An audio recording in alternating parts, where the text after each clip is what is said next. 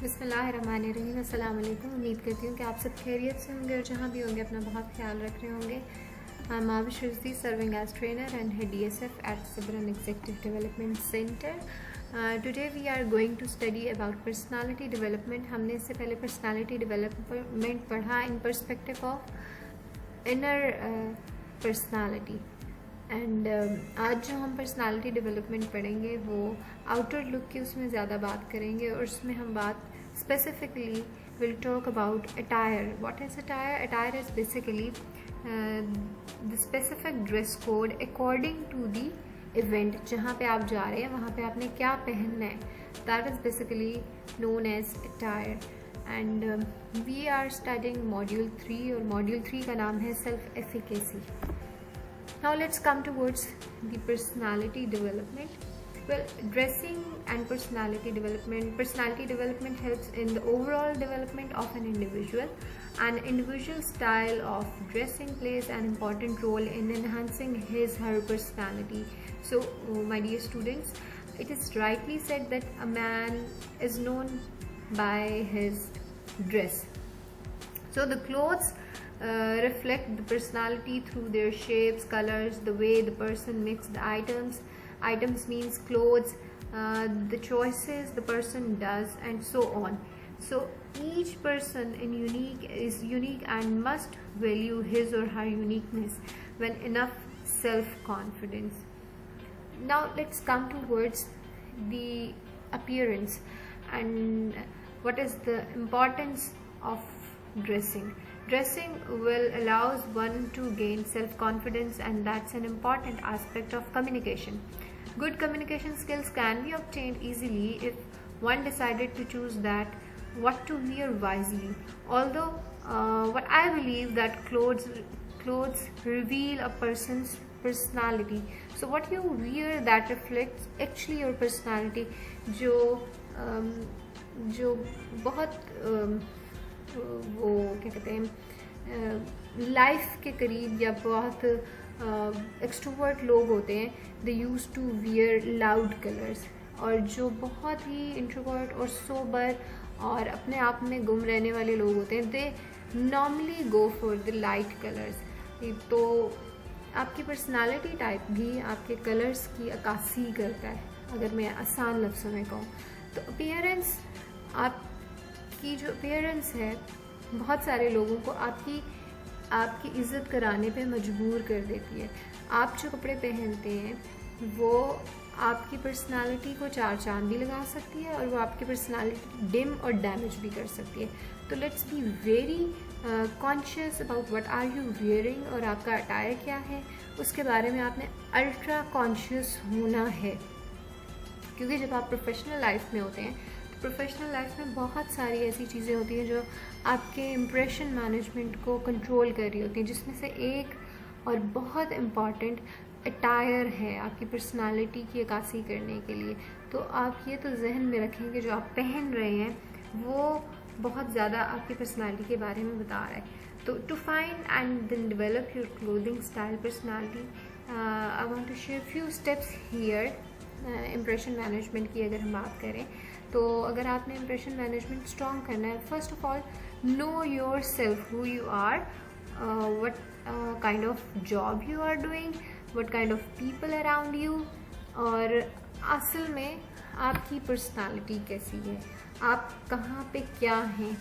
वो आपकी डेजिग्नेशन हो सकती है, वो आपकी अपनी स्ट्रेंथ्स हो सकती हैं, वो आपका अपना पर्सनालिटी टाइप हो सकता है। तो आपको अपने बारे में सबसे पहले तो जानना बहुत ज़रूरी है। देन आप सेकंड थिंग इज़ इंस्पिरेशन। आपको अगर ये लगता है कि you are not good in choosing clothes and colours, तो गो फॉर एनी इंस्पिरेशन कि आप किसी को इंस्पायर कर रहे हैं और वो तो उसको आप फॉलो कर लें। देन नो योर प्रोपोर्शंस, आपके प्रोपोर्शंस क्या हैं। Number 4 is find out which colour suits you the best. Colour suit करने की बात ये होती है कि वो it depends on your height, your weight and your complexion. तो आपने सबसे पहले ये देखना है कि आपका कॉम्प्लेक्शन क्या है, आपको सूट क्या चीज़ कर रही है। समटाइम्स हम कोई चीज़ ऐसी फॉलो कर लेते हैं या वियर कर लेते हैं जिसमें जो अकॉर्डिंग टू द ट्रेंड या फैशन होती है, लेकिन वो हमें सूट नहीं कर रही होती। तो let's know about your self and let's come to know whether what you are going to carry, क्या वो आपको सूट कर रहा है या नहीं कर रहा। Number 5 is don't let your friends influence you.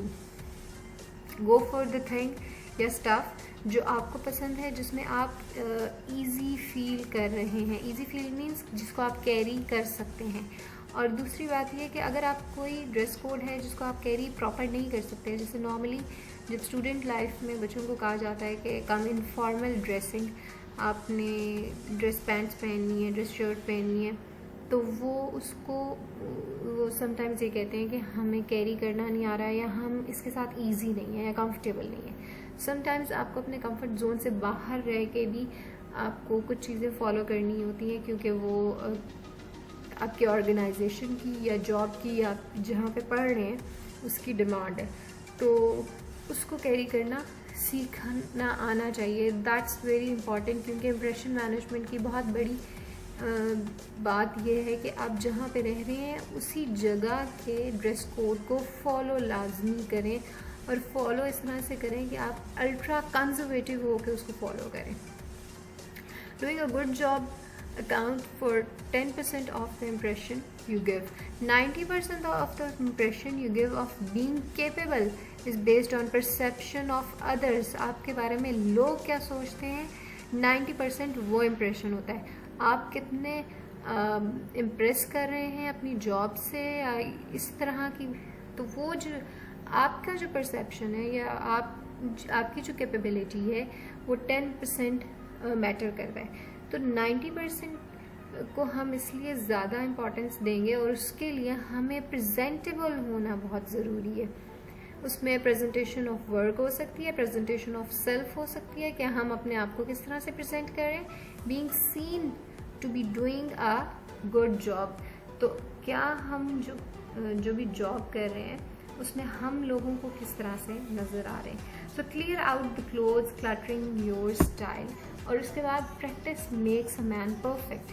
आपको अगर कोई चीज़ कैरी नहीं करनी आ रही, जैसे फॉर्मल ड्रेसिंग की भी मैंने बात की, उसको आप कैरी करना सीखें and let's get acquainted with that dress code. Have a signature piece. आपका अपना कोई सिग्नेचर होना चाहिए, क्योंकि जब हम किसी को फॉलो करना शुरू होते हैं तो हम अपनी आइडेंटिटी ख़त्म करके हम वो ही पर्सनालिटी बन जाते हैं। तो यस, डू फॉलो अदर्स, लेकिन अपना जो आपका सिग्नेचर एलिमेंट है वो लाजमी होना चाहिए। आपका अपना फ्लेवर लाजमी होना चाहिए उसमें। यहाँ पे डिफरेंट ड्रेस कोड्स हैं आपके सामने। एक वाइट टाई, ब्लैक, तो ऑप्शनल, सेमी फॉर्मल और बिजनेस फॉर्मल। सबसे पहले मैं बात करूँगी फॉर्मल ड्रेसिंग की।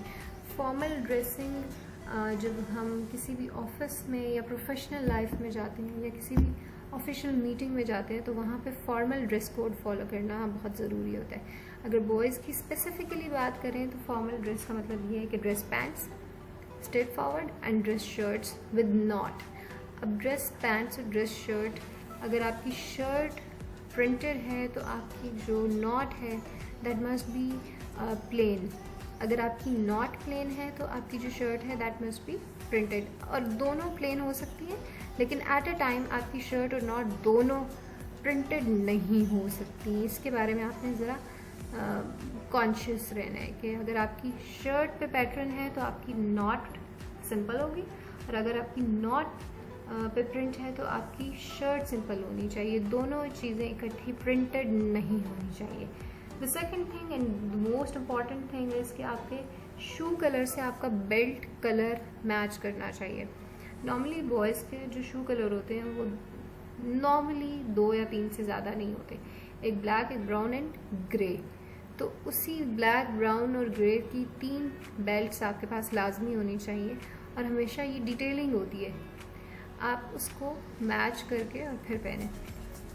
उसके बाद बॉयज़ अगर ज्वेलरी में कोई चीज़ पहन सकते हैं तो वो एक रिस्ट वॉच है और एक रिंग है। Do wear wrist watch every time, क्योंकि वो आपकी पर्सनालिटी को 4 चांद इस तरह से लगा देता है कि एक तो सोबर और दूसरा ग्रेसफुल लुक आती है।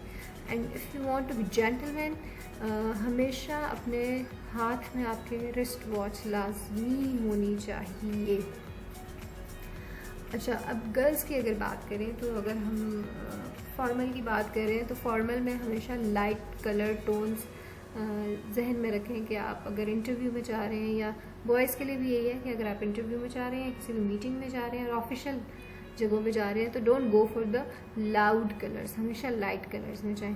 और मौसम का लाजमी ख्याल रखें, अगर डे टाइम है तो डे टाइम में तो always go for the light colour, अगर इवनिंग टाइम है तो उसमें आप किसी भी डार्क कलर को चूज़ कर सकते हैं। जैसे black is a dark colour लेकिन वो हर टाइम पे चलता है, royal blue is a dark colour लेकिन वो फॉर्मल कलर है, येलो रेड ये शौक कलर हैं, और जो शौक कलर होते हैं उसको हम फॉर्मल में बहुत ध्यान से पिक एंड चूज़ करते हैं। तो always go for the soft colours.